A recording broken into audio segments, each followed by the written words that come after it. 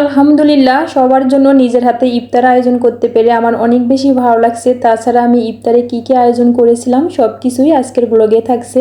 So hello everyone, আসসালামু আলাইকুম। আশা করি যে যেখান থেকে আজকের ভিডিওটা দেখছেন সবাই আল্লাহর রহমতে অনেক বেশি ভালো আছেন, সুস্থ আছেন।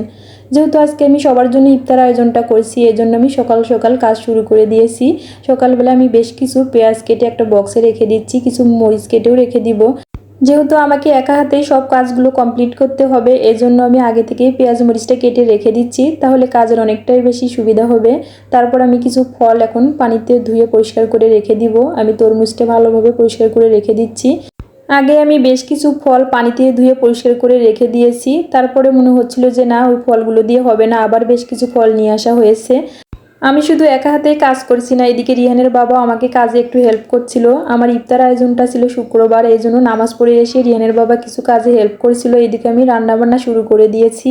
আমি এখানে কিছু ছোলা রান্না করে নিচ্ছি। ছোলাটা আমি আগে থেকে সিদ্ধ করে রেখে দিয়েছিলাম, তারপর মশলাটা কষিয়ে ছোলাটা রান্না করে নেব।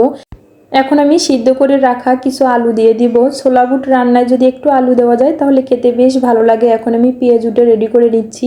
এখানে আমি মসুর ডাল আর খেসারি ডাল একটু হালকা বেটে নিয়েছি। তারপর পেঁয়াজ কুচি, মরিচ কুচি, একটু হলুদ গুঁড়ো, স্বাদ মতো লবণ, একটু মরিচের গুঁড়ো, তারপর একটু জিরার গুঁড়ো, একটু আস্ত জিরেও দিয়ে দিচ্ছি। সামান্য পরিমাণে একটু বেসন দিয়ে দিচ্ছি। বেসনটা দিলে পেঁয়াজ উঠে খেতে বেশ মুচমুচে লাগে। এই তো এদিকে ছোলাটাও আমি একটু ধনেপাতা কুচি, একটু ভাজা জিরার গুঁড়া দিয়ে নামিয়ে নিব।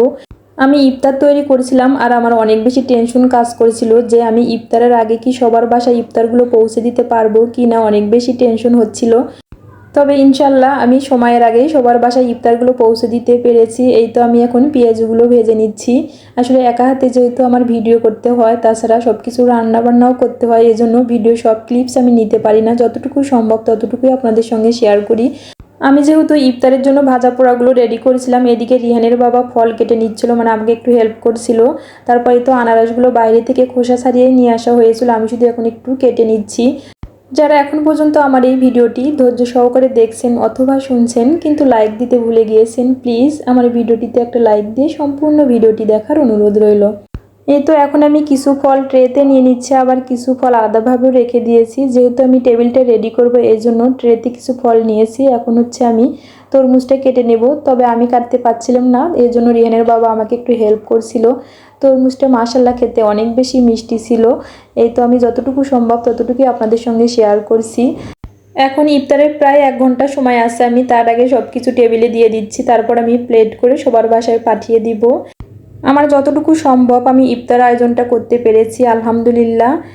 তবে ইফতারের আর যেহেতু বেশি সময় বাকি নেই, এই জন্য রিহানের বাবা আর আমি তাড়াহুড়ো করে সব কিছু রেডি করে নিচ্ছিলাম। এই তো আমি ছোটো বাটিতে কিছু সস দিয়ে দিচ্ছি। আজকের ইফতারের আয়োজনটা আপনাদের কাছে কেমন লেগেছে, যদি ভালো লাগে প্লিজ একটা শেয়ার দিয়ে পাশেই থাকবেন। আমার বাসার পাশে খেলার মাঠ হওয়ার কারণে ভয়েসের থেকে নয়েজটাই বেশি শোনা যাচ্ছে, সেজন্য আন্তরিকভাবে দুঃখিত। তাছাড়া আমার অনেক বেশি ঠান্ডা লেগেছে, এর জন্য ভয়েসটা একটু খারাপ শোনাচ্ছে। নিজের হাতে ইফতার তৈরি করে সবাইকে খাওয়াতে পেরে আমার অনেক বেশি শান্তি লাগছে। তাছাড়া সবাইকে খাওয়াতে আমার বেশ ভালো লাগে। ইফতারের পর নামাজ পড়ে এসে এই তো আবার রান্নাঘরে চলে আসলাম, একটু শেয়ারের জন্য রান্না করব। আমি একটু গরুর মাংস রান্না করব, তারপর একটু পুঁই শাক ভাজি করব।